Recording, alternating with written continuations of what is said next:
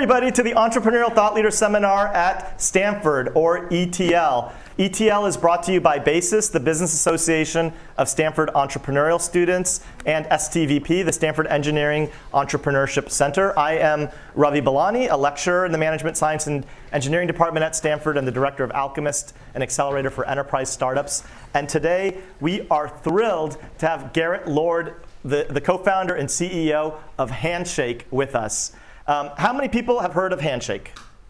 Okay, I'm glad. Okay, so Handshake needs no introduction. You guys know that it is the career platform for Gen Z, but you may not understand the full story behind it, which packs in so many seminal lessons on entrepreneurship. Garrett grew up in Detroit and went to college in the Upper Peninsula of Michigan at Michigan Tech University.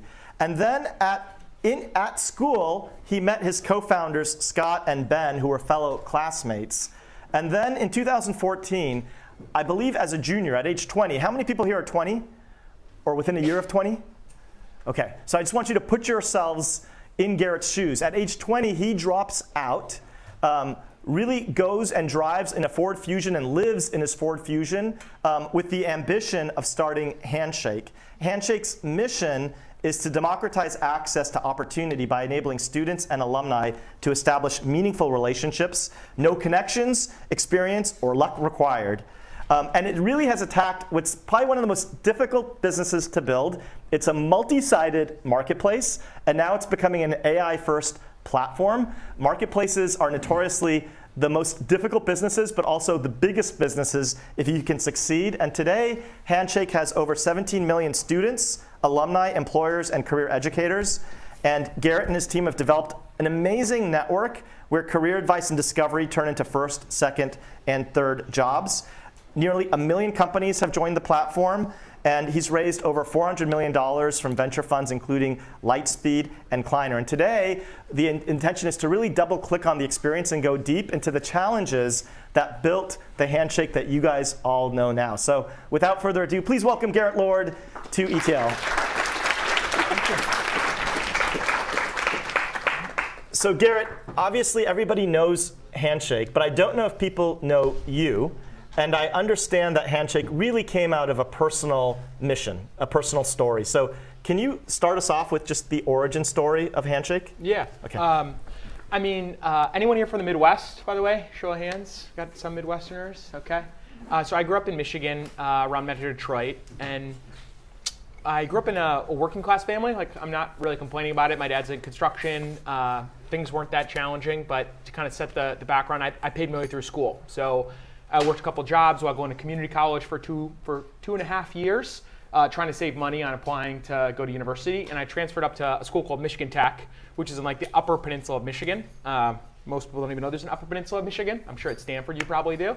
And it's about 8 hours away from Detroit, 6 hours away from Chicago. So it's a pretty remote spot. I picked it because they had a great computer science program, and it was the cheapest tuition that took the most amount of credits from my community college. And the reason I started Handshake is I got an internship my freshman year. A professor helped introduce me to one of his friends at Los Alamos National Labs. So I did like supercomputing, InfiniBand, benchmarking, like research. You can call it was more benchmarking, less research at Los Alamos. And I met a bunch of kids from Stanford and MIT and a lot of the top schools.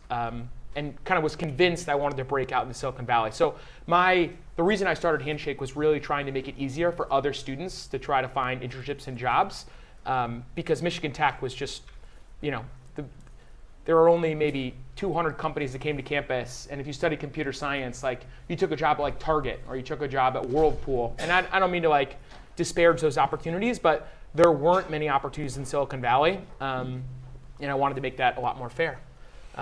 I love that. I love that origin story. So was it difficult to make the decision to drop out, or what was the moment when you had enough conviction to say, I'm going for this? Yeah. So to connect a couple dots, like I talked about going to Los Alamos, and really the impetus for starting Handshake was basically all the top students from all the best schools had said you needed to come to Silicon Valley. And they said the hardest internship to get was at a company called Palantir. Most of you guys know Palantir now. Palantir was about 200 people. It was like the coveted internship to get. They said the number 2 internship to get was working for Drew at Dropbox. They said those were the hardest interviews to get. And so coming from Michigan Tech, I applied to Palantir's website, and like nobody responded. And I was pretty convinced, like I had met a lot of these top students that had been working at startups, and I was really dead set on working at Palantir. And so I started like cold emailing the recruiters and like friending them all on LinkedIn. And I got a call back and eventually got an interview, and I went to work at Palantir as a sophomore in college. And this is kind of fast forwards me to Silicon Valley. I met a bunch of kids. I'd never really met anyone in Michigan that started a company, yet alone like a software business. So I show up at Palantir in Palo Alto, and I'm like, what are people doing outside of work? And they're like, I'm building companies, I'm starting companies, I'm dropping out of Stanford, I'm raising money. And I'm like, raising money, in my mind, the type of jobs you did in college in Michigan were like, you like mowed lawns, you like picked up leaves, you like shoveled snow, and people are raising like $2 or $3 million from Excel or Lightspeed or Kleiner. And so I was like, I got back from that internship at Palantir, and I got back to Michigan Tech, and I like started telling all my friends they needed to work out in Silicon Valley. And Palantir would actually pay you like $10,000, $5,000 to $10,000 if you referred your friends to Palantir. And I paid for all of my school my junior year by referring my friends from Michigan Tech to Palantir. And so my dad, he finally called me after I told him I was going to be paying for school after not taking out student loans. He's like, this nerd shit you're doing is like really working out. I went from getting kind of like grounded by being on my computer all the time to like he finally understood software engineering. And I just left extremely inspired working at Palantir. Like it was the smartest people I'd ever worked with before. It was very entrepreneurial. I got to work with like directly talking to customers and building products. And around that time, my sister graduated from college, and my sister is like cooler than me in like every single way. She was like a better student. She's more social, and she like fell flat on her face after school. She didn't know what to do next, and she like was really struggling to find a job. So I was like, I made all this money on these referral bonuses from referring my friends. My sister, who I really look up to, is like struggling to find internships and jobs. My friends, I got my friend a job working on Facebook's infrastructure like way back in the day, working at Dropbox, working at Palantir. My friends are super talented. The jobs they would have taken was working at like Target. And the job you took from Michigan Tech working at Target is you were installing point of sale systems. So we studied software engineering, and your job was like installing point of sale systems. Like, that wasn't software engineering. And so I was like, well, maybe I could start a company, kind of like the Stanford kids do. Really, that's what I told my friends. And I met all these kids starting companies. Maybe we could try to start a company to make it easier for people from non-brand name schools or people that just didn't have access either via geography or due to their parents. Maybe we could start a company that makes it easier for every student in the country to try to find an internship, to find a job.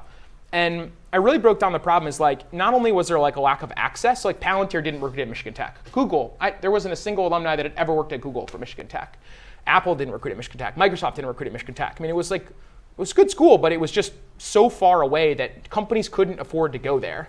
And so I really thought like we wanted to aggregate or improve access for students to find more opportunities. And we also really wanted to improve like the information. Back then, I'm sure many of you guys do this search, but like, what's it mean to be an APM? Like if you go to Stanford, you know what that means, an associate product manager. Like, do I want to go to a startup? Do I want to go to a big company? Like there's so much information that's available on campus. If you go to Penn, you learn all about banking and boutique banking and TMT. I'd never heard of like Goldman Sachs. I'd never heard of McKinsey. Like I didn't know anyone started a company. So I really wanted to improve like the access by linking up schools together. And I really wanted to improve like the information of helping students learn from one another. And so yeah, I dropped out. I finished my internship.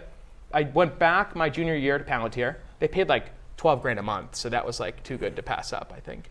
I went back to Palantir. As an intern, as an undergrad intern. As an intern, yeah. You must have been the highest paid undergrad. It was cool. Intern. Yeah. I went back to Palantir, and like nights and weekends while I was working at Palantir, I was working on Handshake. I worked on Handshake like my sophomore summer, my full year, junior year, and I went from like getting a 4.0, like doing really well in classes and taking that seriously, to basically like ostensibly like, and I don't recommend this, like failing a lot of my classes. And we would do funny things like, we'd go to the career fair, and I had like, at the time I was representing my old GPA, I had a 4.0, I'd worked at Palantir. We'd go to the career fair. I would literally get like interviews with like 18 companies, 15 companies, schedule myself back to back. And I would sit down with the recruiters and I'd be like, I'm gonna flip this interview on you. Like, I don't want to work at Jackson National Life Insurance. I'm probably going to get in trouble if it's recorded, but I don't want to work in Jackson National Life Insurance. How do you recruit from college? Like, how do you pick your core schools? How do you select students? Like, you know, I actually watched online the Stanford class. It was the Peter Thiel Startup School. Has anyone seen that? Yeah, it's like a prolific, like legendary talk by Peter Thiel at Stanford. This is like really early days of Y Combinator. There's a little bit written by Paul Graham. And they were just like, talk to customers. So I would go up to the career fair. We actually would sneak into other career fairs. We snuck into University of Michigan's career fair. We snuck into Northwestern's career fair. We snuck into University of Chicago's career fair. Mm-hmm. And we would just talk to these companies. Mm-hmm. And we started to really stitch together that the real opportunity was we couldn't go direct to students. The companies, it was just too hard to acquire people. A lot of people here are entrepreneurs, but like, we didn't think SEO would work. We didn't think paid ads would work. We didn't think referrals would work. There was no way to get to like scale. We really had this insight that we needed to partner with the universities, that universities could really serve as partners in acquiring students and building a broader network. And we thought that if we got the best schools on the network, we would sign up all the big companies. And by signing up all the big companies, we could encourage those companies to recruit from other schools. And we could like broaden the diversity of recruiters that recruit on the network. So that was my junior year. I then signed up for my senior year after I got back from Palantir. I signed up for my senior year and basically failed. I was like on track to like fail all my classes because we were driving to each one of these schools as like beta partners. So we'd get in the car at Michigan Tech and drive down to different school partners and get feedback on like what we should be building for career centers. So it's a little bit of the background. No, it's fantastic. And there's a couple lessons I just want to underscore there. One is this virtue of bridging worlds is a common theme for starting companies. In a weird way, you guys at Stanford have a liability because you're not between the world that Garrett came from and this world. Some of you are, obviously, but that bridging of worlds to seeing opportunities, I think, is a hallmark thing. And then this other idea of you went through sacrifice because you cared so much about the idea. So that was sort of the thread then that pulled you into Handshake. I want to now start talking about tactically, and I know you're starting to go into this, because Handshake is one of the most difficult businesses to build. Conceptually, marketplaces, you guys all know marketplaces are the biggest businesses. If you look at Amazon, if you look at Apple, they're all marketplaces ultimately. But they're also they're the biggest businesses, but they're the most difficult ones to take off, usually, because you have this chicken and egg situation. So I want to dive deeper into the tactically, and you were starting to speak about this. But Handshake it's a three-sided marketplace, is that right? Yeah. So can you give color onto just the dynamics of when you were thinking about the business that you were going to attack? What were the dynamics and what was your approach, whether it was deliberate or just accidental, in terms of how you hacked the chicken and egg situation with the marketplace? Totally. Well,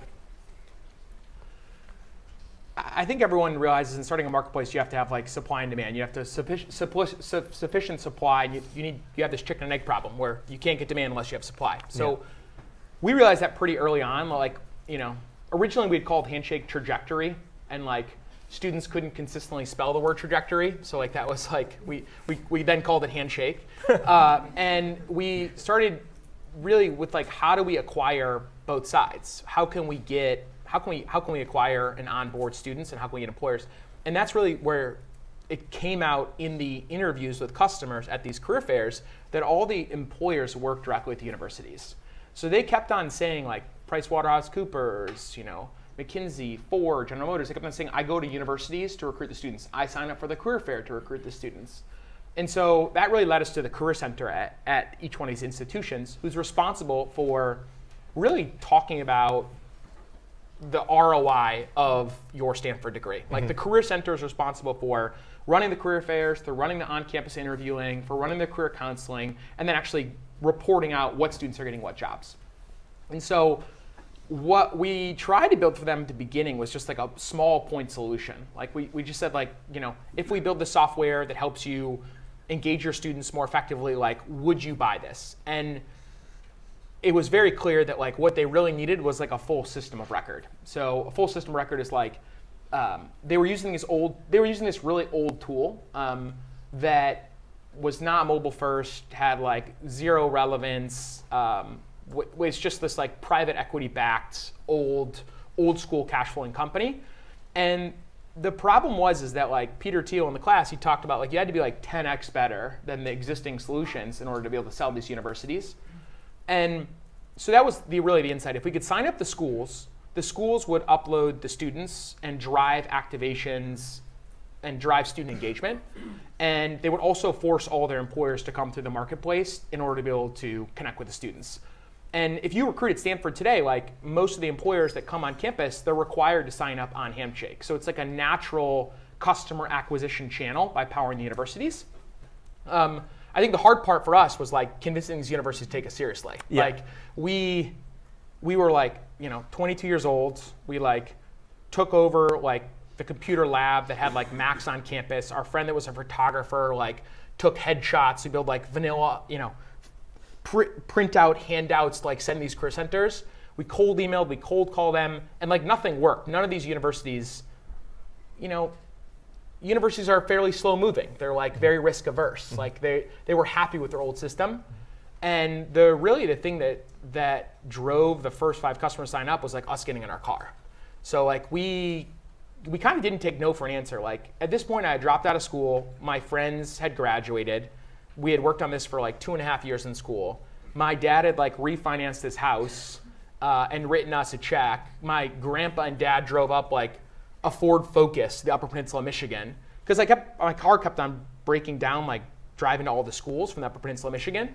And my dad's like, I don't really know this nerd shit, how it totally works, but like you're like obsessed about this. Like he refinanced his house, he wrote the first check, they drove up the Ford Focus, and we just started like driving to schools. So we drove all the way to Princeton. We drove all the way down to Wake Forest. We drove to, so many schools. University of Chicago, University of Wisconsin.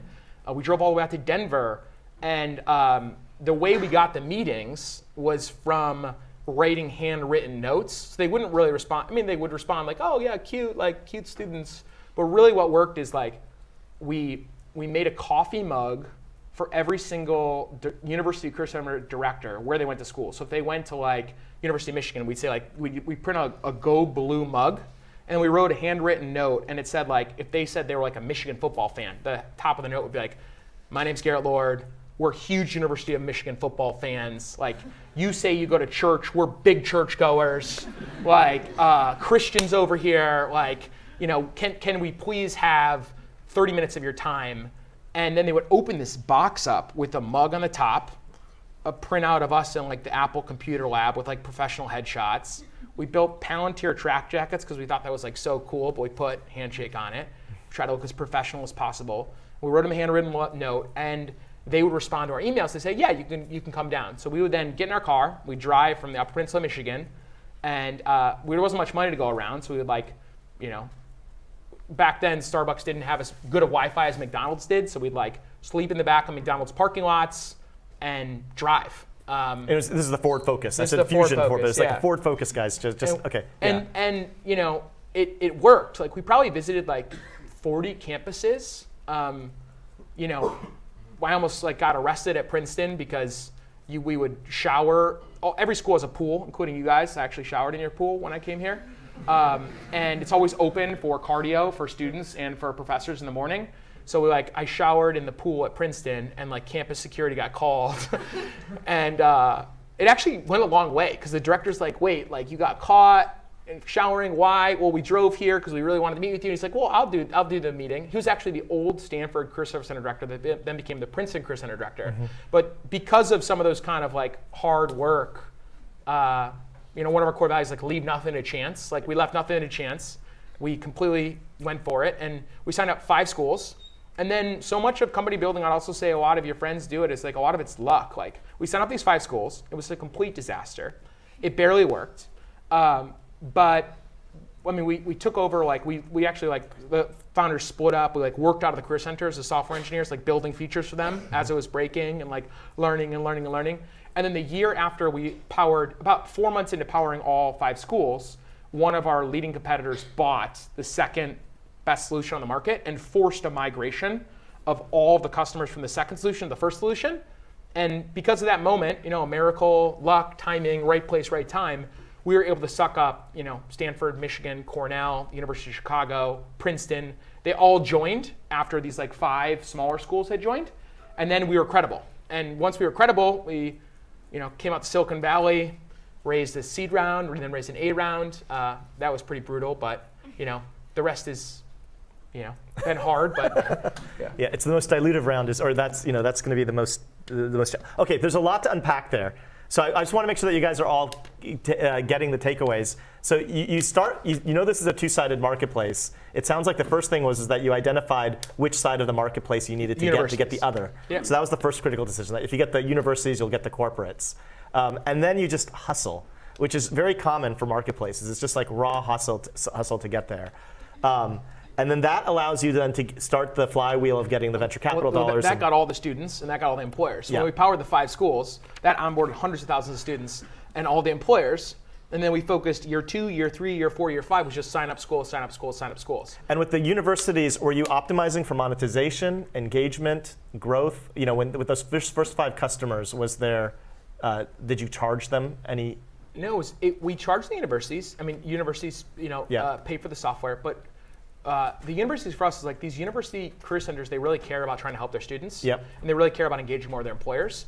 And so we kind of aligned ourselves with them around helping them engage their students and helping them manage their employers. Yeah. And the first 5 years was the only focus. I think so much of these marketplaces, like I listened to Tony from DoorDash who was here. Yeah. It's like so much of it is just like having a point of view. Our point of view was that if we signed up the schools, we would start a network effect. Yep. And the network effect was that, and the network effect is like, I talked about Michigan Tech. Like very few Silicon Valley companies recruited out there. Well, once we signed up Stanford, all the Silicon Valley companies signed up to recruit at Stanford. Yeah. And what they ended up doing was then clicking, I want to recruit at Michigan Tech. Yep. I want to recruit at University of Michigan. Yep. And Princeton uploaded all of like the boutique, incredible opportunities in consulting and finance. Yeah. And guess what? They then said, I want to recruit at Stanford. Yep. So Stanford's Career Center was like, you guys, the Stanford Career Center was like, we have no problem in tech, Yeah. but all of our business students, I don't want to use the words frustrated, but like there's less opportunities than we'd like available. Yeah. And so this network effect was like helping companies recruit at more schools, Yeah. which increased the number of opportunities per school. Of course. And then it ended up,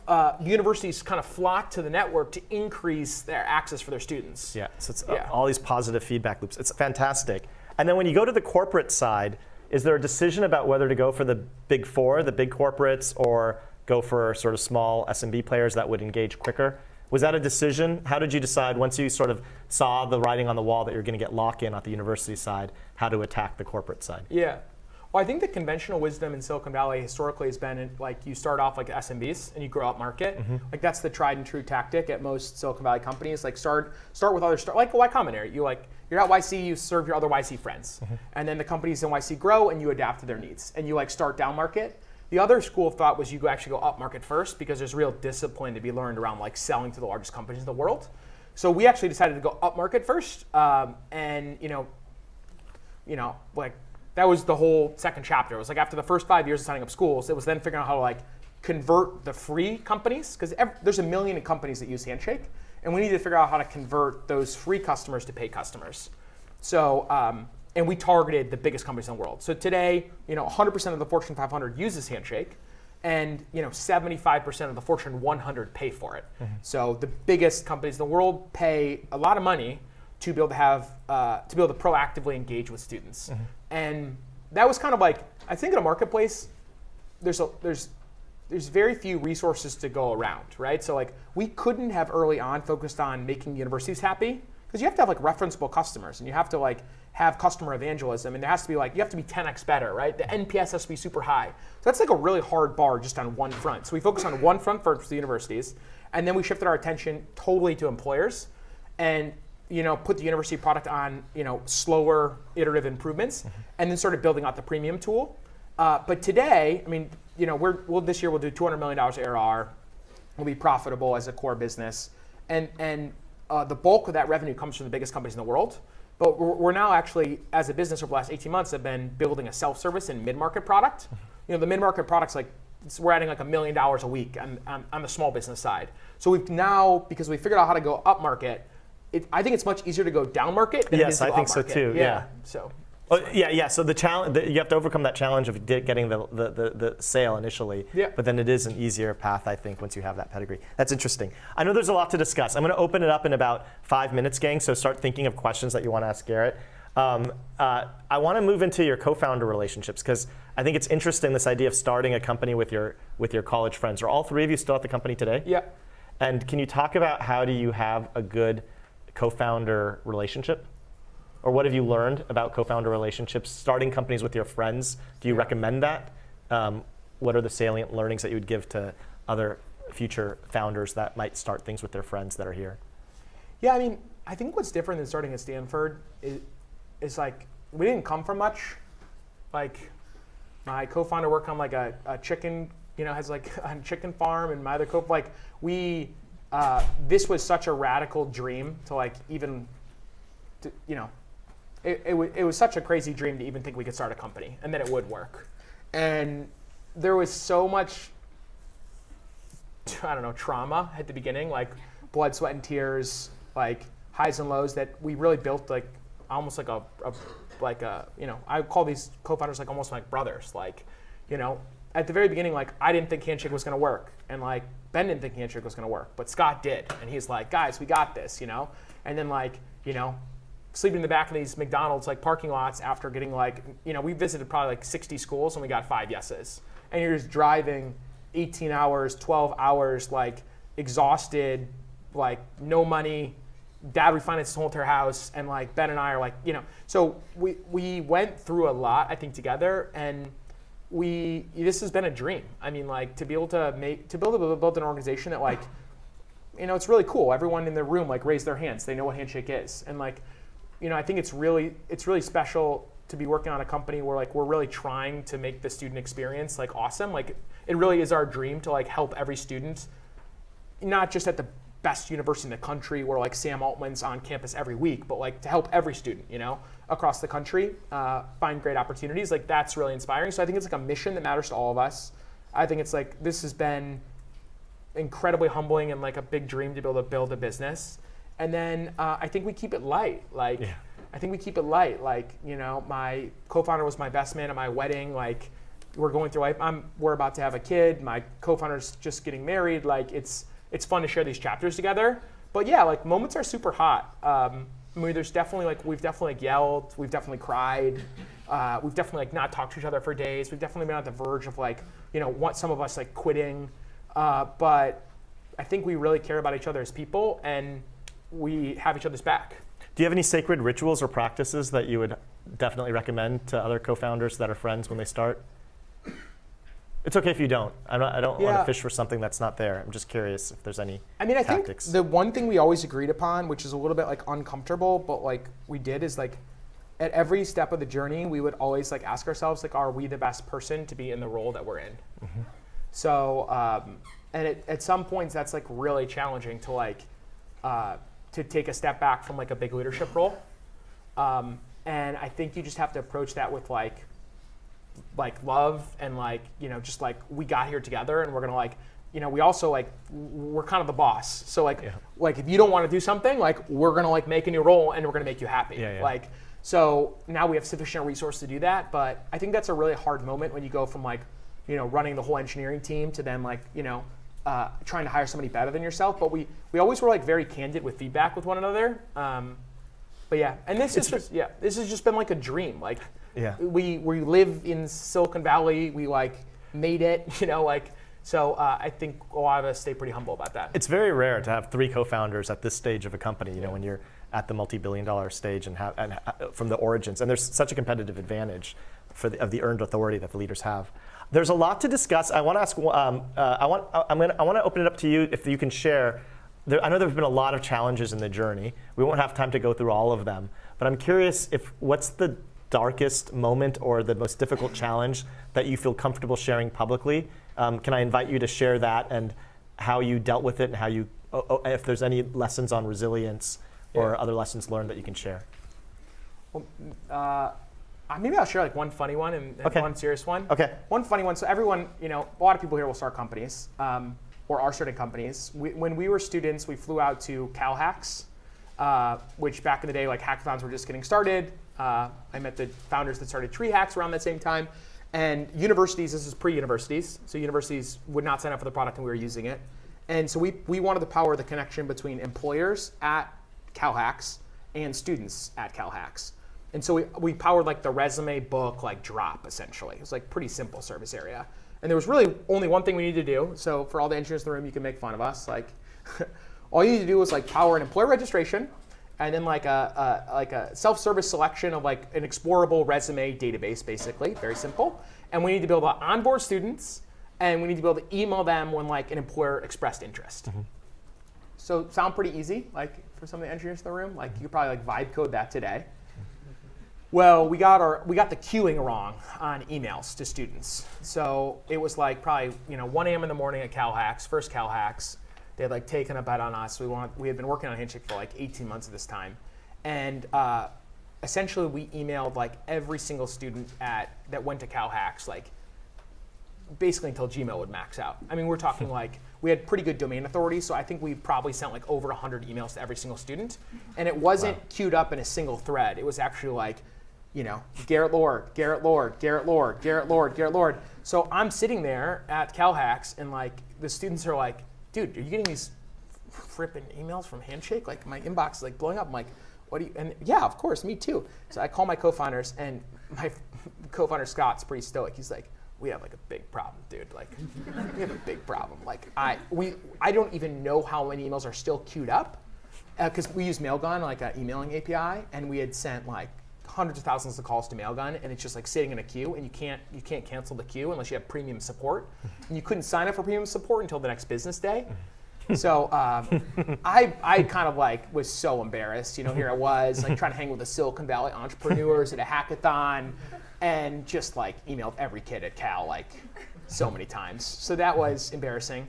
And my co-founder, so that's one. And you just sort of laughed it off and then moved forward? I mean, it was really embarrassing. I know it was embarrassing, but what can you do? We laughed it off and moved forward. Yeah. I mean, yeah. Yeah, which is It's like good. hard. Okay. Raising the Series A was hard. I mean, like fundraising is always, but. Yeah, and anything you feel comfortable sharing. Is there a moment that was particularly because now I mean it is fantastic to bask in the position that you're in now. Looking back, is there a moment that felt really, really dark and hard? And what was that moment that sticks out to you, and can you share? I mean, so when we started the company, like my dad had refinanced his house.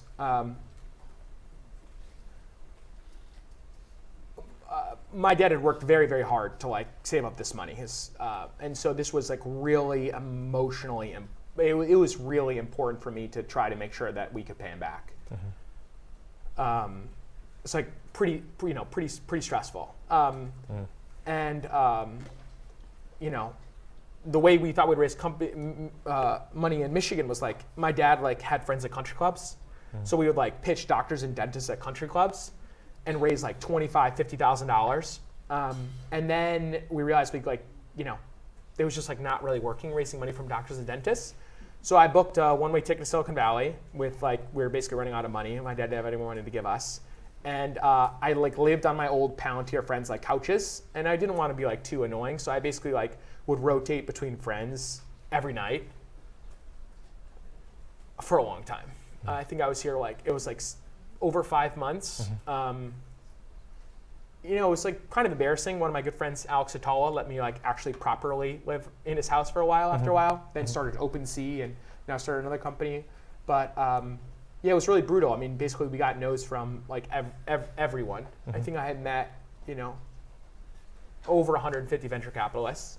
And then one person said yes. Yep. And we, booked plane tickets for the team. My cousin quit his job at a bar and drove a U-Haul across the country.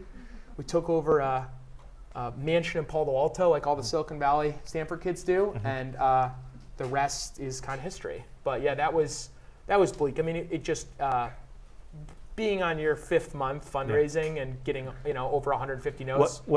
And what made you say yes to that 151st meeting to get yes? Because I think it's such a significant lesson. If you just didn't go to that 151st meeting, Handshake potentially wouldn't have existed. I mean, maybe it still would have, but what kept you going for that at that 151st time?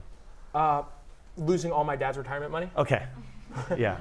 And like I convinced all my friends to quit their job, like not take jobs. Yeah. And like everyone had like believed in me and believed in us. Yeah. And I'm like an athlete. I'm a competitor. Like I put on my like Gucci mane and my AirPods and like cry on runs and like just be like, you can fucking do it, man. Like you got this. Like literally like I would just like cry on a run and be like, you gotta do this. You gotta do it. You gotta better figure it out, dude. I like had a little sign at like Phil's Cafe, and like it was bleak. But yeah, one person said yes, and then they're all VCs, so I don't mean to make fun. Yeah. You know, once one person says yes, the next They're person all cats. says yes. They all follow each other. Yes. Fair enough. Well, thank you for sharing. And this idea of having commitment to somebody and then following through on that commitment is such a virtue.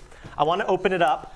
So if anybody has any questions, just raise your hands. We'll try to get one person on and one person on deck. So maybe, we'll go to the back, the woman in the back on deck, and the red zone will be first. Oh, red zone. Can you give it to the red zone? Put the mic back the other way. Yes, there we go. Thank you. Hi, thank you very much. My name is Will. Wonderful talk. I was just wondering, like, really throughout all of this experience, how were you able to really stay focused on your mission at Handshake to like provide access to every student, to really pass like through the good times, through the hustling times, through the right place, right time things, and then even bringing that into a present? How does Handshake try and keep that mission at center now and going into a future? It's a great question. I was so confused. I thought you like literally called your classroom like the red zone. There was like a touchdown area. I was trying to communicate. We're still trying to touchdown center over there. So that's cool. So I was trying to point to who I was trying to. Yes. How do you keep your mission going? I mean, I think the thing for me that does it is like the individual stories. We look at a lot of KPIs. Day 1, day 7, day 30, retention, average session time, job liquidity, there's all kinds of metrics, but the thing that really excites me is like talking to real people. It's about making these numbers like real. I have, it's kind of goofy. Like I have like, I have Google Photos, and like there's like a whole like album of like pictures I've taken with other students, and like, I'll give you one story that I think about a lot. Like there was a student I met at Stanford at an entrepreneurial night. I came down about a year and a half ago. He was a black student, first generation student, went to a small school in Tennessee. He got a message on Handshake from Microsoft. He had said he never thought that was even a possibility. He went to go work as an intern at Microsoft, then took a full-time job. And his family story was like, pretty inspiring to go work at Microsoft, to put it that way. And then he got inspired by working at Microsoft that he wanted to come to Stanford. So he actually came to get his master's degree in machine learning at Stanford because he got inspired at Microsoft. And then he's now finishing a master's degree, and he dropped out of his master's degree finished, completed school, and then started a company. And he walked up to me, and he's like, thanks, man. Like, thank you so much for building Handshake. So it's like, the individual stories are really what does it for me. I mean, we send too many messages, and the student product can get way better, and the feed kind of looks, you're always embarrassed about the first version of what you ship, but you just like, don't quit. Like, keep working at it, keep trying to improve it. And we have like 650 people at Handshake that like love this mission and care so much about helping our universities win, helping our students win, helping our employers win, and so. But for me, it's less about the KPIs and the OKRs and the operating cadence, and it's more about the stories. That's what inspires me. Okay, thank you. We'll go over there next, and then who wants to go next after that? Maybe we can give a mic back there for next. Okay, Me? Go for it. Yes. Okay, kind of a similar question, but I think your hustle and your scrappiness is like really admirable. Like definitely Stanford spirit. So I'm curious, like now that Handshake is super established, like you don't have to go knocking on universities' doors asking for them to join. Like how do you maintain that scrappiness, that hustle culture, like within the leadership team, but also like new hires and the entire company?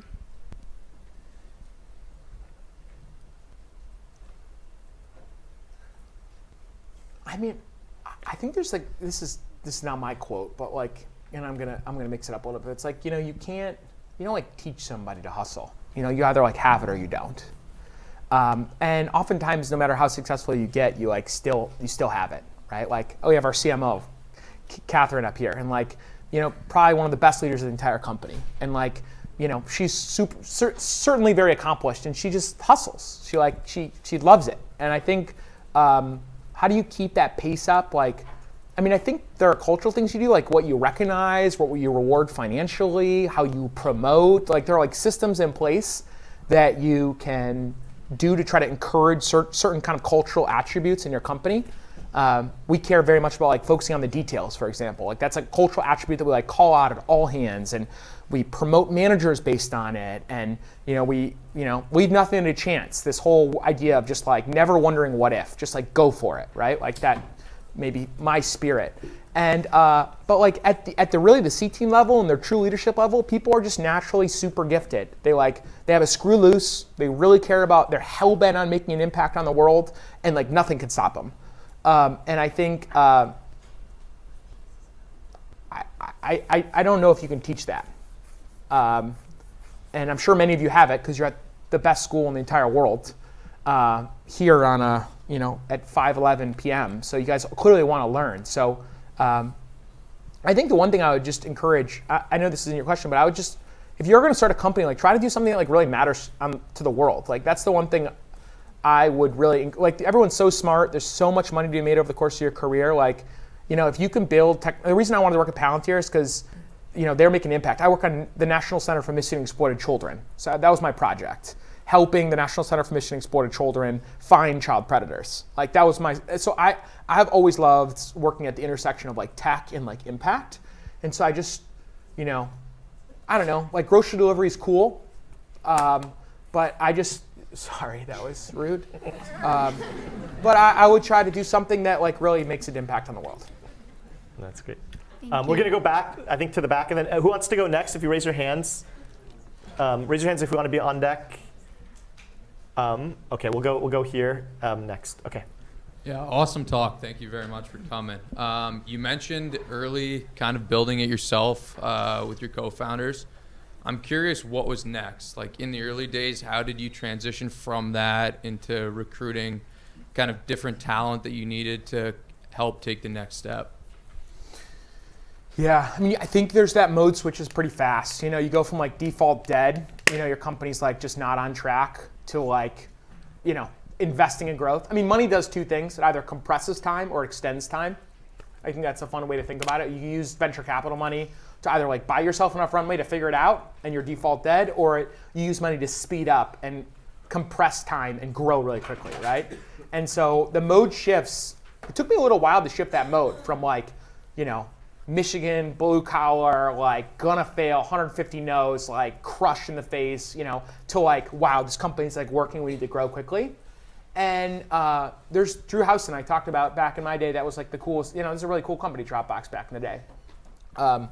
And he had this podcast that we talked about, like you have to reinvent yourself every 6 months. Like, and I took that really to heart. Like, how do I surround myself with people that I can learn from?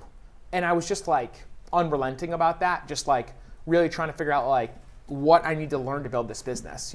What does it mean to build a biz ops function? What does it mean to hire product managers? What does it mean to build a design team, right? Like, what does it mean to do upmarket sales? I mean, but the way I would do it is, and I encourage you all to do, is like, I read a couple blog posts and then I bought a sport coat from like Men's Warehouse and I like flew to New York and I like lived out of a hotel with our CRO and we just like knocked on doors essentially with the big companies and just like didn't take no for an answer and figured it out.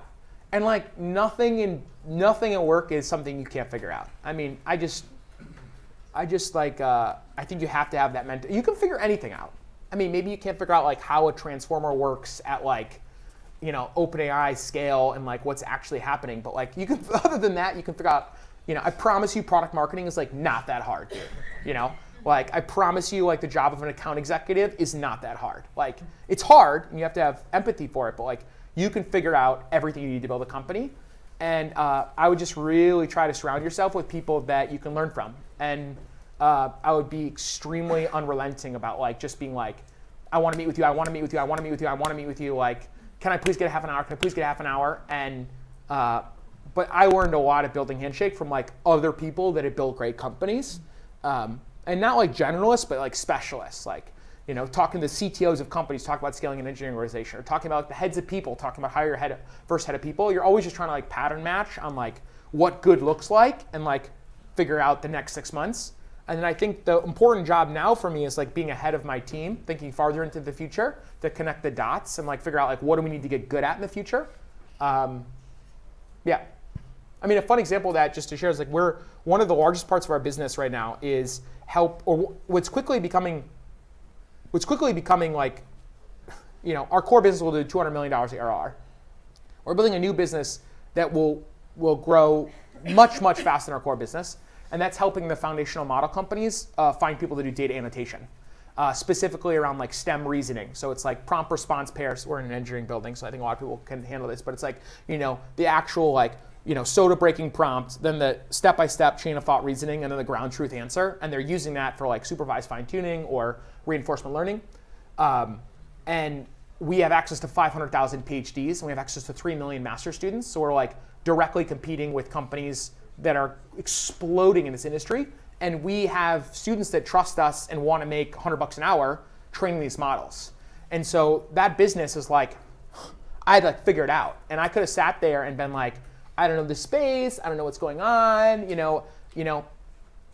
I spent Christmas break all the New Year's like taking flights like every other day, like going to speak to people, flying from Phoenix to San Jose, flying from Phoenix to Seattle, turning around the same day, flying all the way home, being like, I'm gonna figure this out. No, that's great. I love the passion. I'm gonna figure this out. I'm gonna figure this out. Yeah. And now we're figuring it out, and we're like, we're doubling month on month, and it's exploding at Handshake, and that's using, so you just have to throw yourself in there.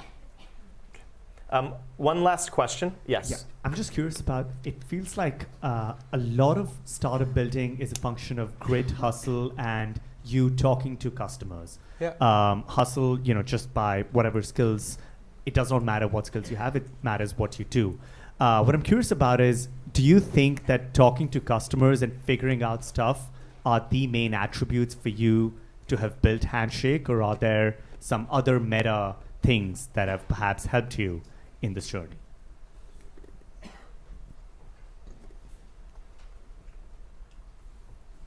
I mean, 60 seconds. Yeah. Yeah. I mean, I think there are two tales in Silicon Valley. People that are at the right place at the right time behind a wave that you can't miss. And you can be the worst surfer in the world, and you paddle, and you suck at paddling, and the wave just catches you and blows up. And there are a lot of companies in Silicon Valley that are huge. But I think when you get like really legit as a founder, you kind of look at those other founders, you're like, cool story, bro. And then there are companies that like, most companies, which I would say is just like living in the execution, like talk is cheap, like figure it out.